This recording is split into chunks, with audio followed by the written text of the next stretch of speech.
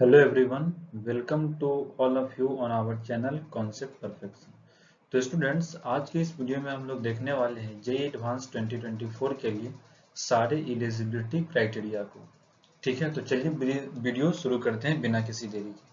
तो पहला क्राइटेरिया मेरा ये है परफॉर्मेंस इन जेईई मेन 2024, दूसरा एज लिमिट, तीसरा नंबर ऑफ अटेम्प्ट, चौथा अपीयरेंस इन क्लास 12 और इक्विवेलेंट एग्जामिनेशन, पांचवा है अर्लियर एडमिशन एट आईआईटी। ठीक है, तो चलिए अब इन सारे क्राइटेरिया को देख लेते हैं एक एक करके थोड़ा डिटेल में। ठीक है, तो पहला देखो, जो पहला क्राइटेरिया था हमारा परफॉर्मेंस इन जेईई मेंस 2024, उसमें बेसिकली ये बोलना चाह रहा है कि देखो कैटेगरी वाइज डिस्ट्रीब्यूशन होगा कैंडिडेट का, और टॉप जो 2.5 लाख स्टूडेंट्स होंगे उन्हीं को जेईई एडवांस में अपियर होने का मौका दिया जाएगा।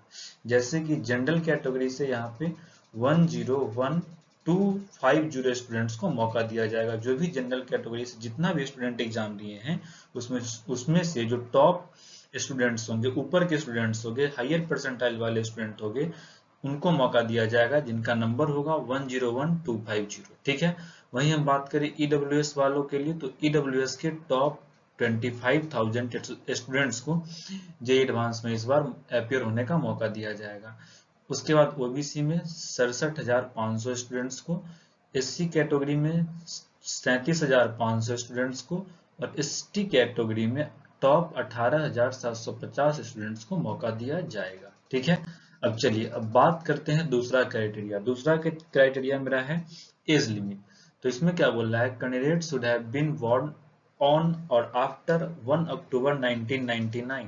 मतलब कोई भी कैंडिडेट हो उसका जो जन्म हुआ हो वो हुआ हो 1 अक्टूबर 1999 के बाद, और 5 साल का यहाँ पे एज रिलैक्सेशन दिया गया है SC ST and PWD candidate के लिए। ठीक है, तो उनके लिए जो ईयर ऑफ बर्थ है वो हो जाएगा 1 अक्टूबर 1994। ठीक है, अब तीसरा क्राइटेरिया का बात करते हैं, तो नंबर ऑफ अटेम्प्ट। तो इस जैसा कि आप सब लोग जानते हो हर बार रहता है, ठीक है, कि कोई भी कैंडिडेट मैक्सिमम 2 साल लगातार कंसेक्यूटिव 2 इयर्स में जेईई एडवांस के एग्जाम में अपियर हो सकता है, एक 12th में और एक 12th के बाद। ठीक है, जिसको कि हम लोग ड्रॉप ईयर्स के नाम से जानते हैं। और चौथा क्राइटेरिया है अपीयरेंस इन क्लास 12 और इक्विवेलेंट एग्जामिनेशन। तो इसको जरा ध्यान से देखिएगा। देखो, तो इसमें बोल रहा है कि आपका जो 12th बोर्ड का एग्जाम हुआ हो वो क्या हुआ हो, आप 12th में मतलब अपियर हुए हो 2023 में या फिर 24 में। ठीक है, अब यहाँ पे देखो candidate who had appeared in class 12 examination, देखो यदि आप 2022 और उससे पहले क्लास 12 का एग्जाम दिए हो तब उसमें अपियर नहीं हो सकते हो। देखो इस पूरा रिपोर्ट को ना आप वीडियो को पॉज करके डिटेल में पढ़ सकते हो, लेकिन मैं एज ए समरी बताऊं तो देखो 2022 में जो बच्चे एग्जाम दिए हैं वो भी यहाँ पे अपियर है, अपियर होने के लिए एलिजिबल है, लेकिन उसमें कंडीशन क्या है कि यदि आपके बोर्ड ने, ठीक है, जिस भी बोर्ड से आप एग्जाम दिए हो वो यदि 21 सितंबर 2022 के बाद यदि रिजल्ट डिक्लेयर किया है तब आप इलिजिबल हो जेईई एडवांस 2024 के लिए। ध्यान से सुनना, यदि आपका बोर्ड 21 सितंबर 2022 के बाद रिजल्ट डिक्लेयर किया है और आप 2022 में एग्जाम दिए हो और आपका जो बोर्ड है 21 सितंबर 2022 के बाद रिजल्ट डिक्लेयर किया है, तब आप इलिजिबल हो जेईई एडवांस 2024 के लिए।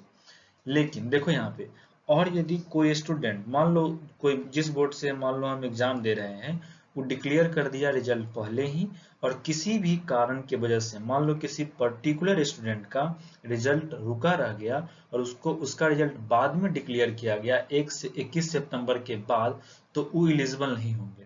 ध्यान देना, यदि बोर्ड ने 21 सितंबर 2022 से पहले रिजल्ट डिक्लेयर कर दिया लेकिन किसी पर्टिकुलर रीजन के वजह से किसी भी पर्टिकुलर स्टूडेंट का रिजल्ट रुका रह गया और वो रिजल्ट यदि 21 सितंबर 2022 के बाद डिक्लेयर हुआ तो वो स्टूडेंट एलिजिबल नहीं होंगे। ठीक है, चलिए अब आखिरी क्राइटेरिया का बात करते हैं।